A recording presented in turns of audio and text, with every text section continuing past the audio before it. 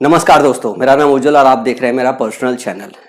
UPP का एक SCF का क्वेश्चन आया है। उसको एक मास्टर क्लास में पढ़ाते वक्त उनसे कैलकुलेशन में थोड़ी गड़बड़ी हो गई। इस गड़बड़ी को लेके इंटरनेट पे इतना बवाल छिड़ा हुआ है, ऐसा लग रहा है जैसे उस मास्टर को पढ़ाने ही नहीं आता या दूसरे मास्टर इतना ज्यादा सही से एलसीएम एससीएफ पढ़ा लेते हैं कि लगता है उन्हीं से बात है, दूसरे वाले टीचर को कुछ आता नहीं। या तो वो बच्चों को इतना बेवकूफ समझ रहे हैं कि बच्चों का जो माइंड है वो किसी भी तरीके से वॉश किया जा सकता है।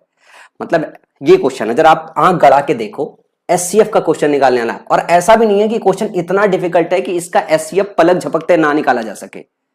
कैलकुलेशन करते वक्त, कंसेप्ट समझाते वक्त कभी कभी किसी टीचर से गलती हो जाती है। इवन दो लेमन आदमी भी होगा जिसने शुरुआत भी किया होगा, वो भी इसका आराम से एससीएफ बता पाएगा। एससीएफ की बेसिक डेफिनेशन होती क्या है यार? यही तो होती ना, हाईएस्ट कॉमन फैक्टर, वो बड़ी से बड़ी संख्या जिससे पूरा सेट जो है विभाजित हो जाए, यही तो होता है ना।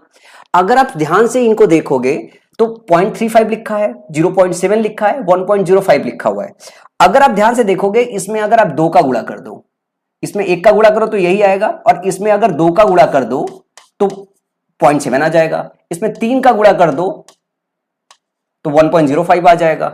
तो यही वो सबसे बड़ी सी बड़ी संख्या है जो बाकी पूरे सेट को काटे दे रही है। इसका एससीएफ पूछा जाएगा तो पलक झपकते ही यही हो जाएगा।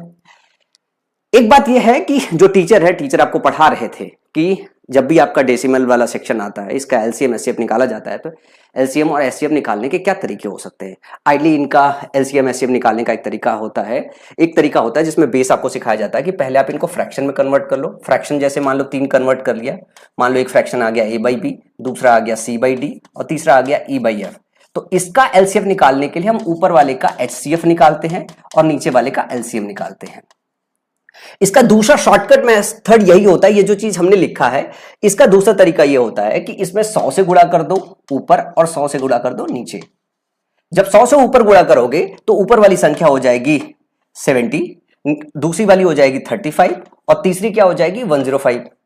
अब जब इसका एचसीएफ निकालोगे तो फिर से ये होगा कि गुणे 1 होगा तो खुद ही आएगा, गुणे 2 होगा तो 70 आ जाएगा, गुणे 3 होगा तो 105 हो जाएगा। मतलब अगर इसका एचसीएफ निकाले तो इसका एचसीएफ 35 ही आएगा। अब नीचे वाले में सब में बटा 100 था, क्योंकि 100 से भाग दिया है, सब में बटा 100 लिख लो अब। और इस 100 तीनों में से अगर आप इसका एलसीएम निकालोगे तो फिर भी 100 ही आएगा। फिर 100 से जब भाग दोगे तो क्या आ जाएगा 0.35।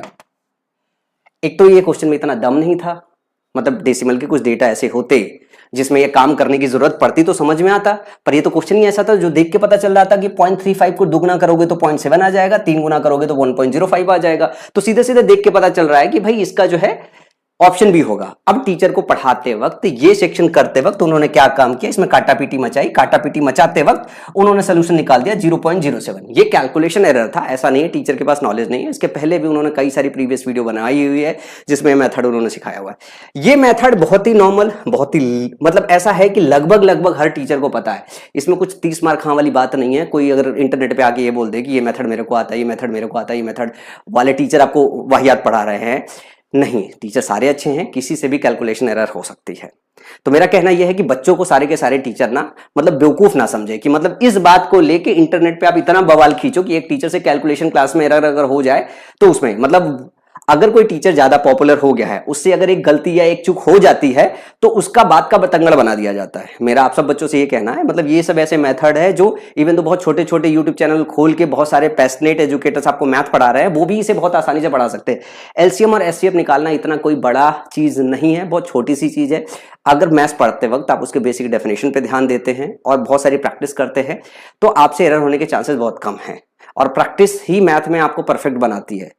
अगर आप चाहते हो आपको मैं रेगुलर वीडियो देता रहूं, आपके एग्जाम रिलेटेड कुछ क्वालिटी वीडियो देता रहूं, तो आप मेरे चैनल को सब्सक्राइब करके बेल आइकन बटन को प्रेस कर लीजिएगा। और इन सब चीजों से थोड़ा दूरी बनाए रखिए, क्योंकि इसमें कुछ खास ऐसा नहीं है कि इसमें सिखाने लायक है, ये वाला मास्टर इतना बड़ा है, वाला मास्टर इतना बड़ा है, कुछ नहीं, बहुत सिंपल सा मेथड है। और इस तरीके के बहुत से मेथड मैं पर्सनली आपको चैनल पर सिखाता मिलूंगा। आप मेरे साथ भी सीख सकते हो। और जिस टीचर से ये कैलकुलेशन मिस्टेक हुई है उस टीचर पर भरोसा रखिए, वो जस्ट एक कैलकुलेशन मिस्टेक था, उसने दूसरा वीडियो भी बनाया है, प्रॉपर जो है क्लियर किया है। और उसके पहले भी बहुत टीचर के वीडियो आए हुए हैं और उस टीचर की जो वीडियोज हैं उसमें उन्होंने बहुत सही से जो है डेसिमल से जो है फ्रैक्शन कन्वर्ट करके एलसीएम एचसीएफ निकालना सिखाया है।